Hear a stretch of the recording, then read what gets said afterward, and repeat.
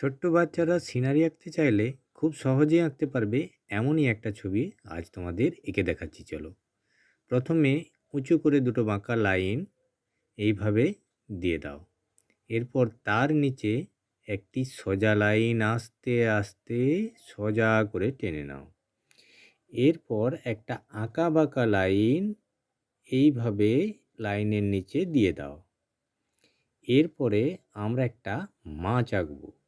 একটি ওপরের দিকে বাঁকা লাইন, একটি নিচের দিকে বাঁকা লাইন, দুটি লাইন টেনে সামনের দিকটা জুড়ে দিলাম। এরপর বাঁ দিকে করে একটু বাঁকা লাইন দিয়ে মুখের কানাসিটা করে মুখের জন্য একটা ছোট্ট দাগ আর চোখ এঁকে নিলাম। এরপর লেজের দিকটা একটু ওপরের দিকে তুলে ঘুরিয়ে দুবার বাঁকিয়ে একটা লাইন টেনে দিলেই হয়ে গেল লেজ। এরপর পিঠের উপর একটা পাখনা আর নিচের দিকে আরেকটা পাখনা, হয়ে গেল একটি সুন্দর মাছ। এরপর আমরা একটা পদ্ম আঁকব। দুদিক থেকে দুটি বাঁকা লাইন টেনে মিলিয়ে দাও। দুই পাশে দুটি ছোট ছোট লাইন টেনে সেটার সঙ্গে টেনে এনে নিচে মিলিয়ে দাও। এরপর ওই একইভাবে পাতার মতো করে আরও তিনটি নিচে করে দাও। এরপরে গোল গোল দুটি করে পাতা দুপাশে করে দাও। পদ্ম ফুল হয়ে গেল। এরপরে আরেকটি মাছ ওই একইভাবে ওপরের দিকে আর নিচের দিকে বাঁকিয়ে এরপর পিছনের লেজটা ঠিক উল্টো দিকে একটু ঘুরিয়ে নিয়ে চলে এসো।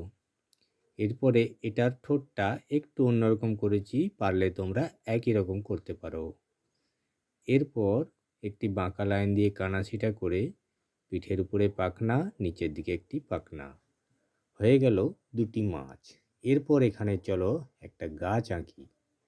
গাছটা দুটি লাইন পাশাপাশি দিলাম। এরপরে নিচের দিকে ঘুরিয়ে ঘুরিয়ে বাঁকা লাইনটা আগে করে নিলাম। এরপরে ওপরে একটা বাঁকা লাইন দিয়ে ডান দিক দিয়ে ঘুরি দু তিনবার ঘোরালেই এটার সঙ্গে জুড়ে যাবে। এরপরে এই দিকটাও একইভাবে করে নাও, তাহলে হয়ে গেল একটা সুন্দর গাছ। এরপরে এর মতো করে দুটো লাইন দুই পাশে দিয়ে একটি সোজা লাইন উপরে দাও মাথাতে, সেটিও নিচের দিকে টেনে দাও।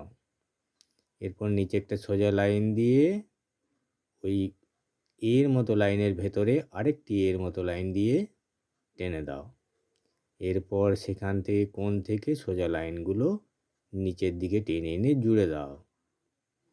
তাহলেই হয়ে গেল একটি সুন্দর ঘর। এরপরে ঘরের দরজা, ওপরে একটা ছোট্ট জানলা গোল মতো, আর পাশে একটি বড় জানলা। তাহলেই ঘরটি কমপ্লিট।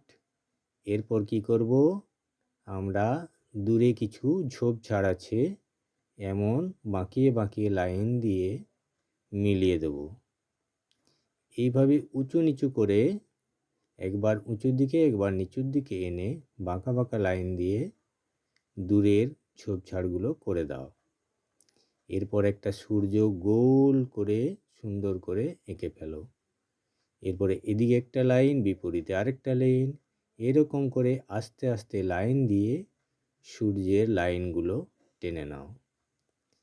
এরপরে সুন্দর করে এটাকে তোমরা রং করে ফেলো। কয়েকটা পাখিও এখানে এঁকে দাও। আর নিচে যে জলটা আছে সেই জলটাতে কিছু লাইন এইভাবে আঁকা বাঁকা করে টেনে দাও। তাহলেই হয়ে গেল খুব সুন্দর একটা সিনারি।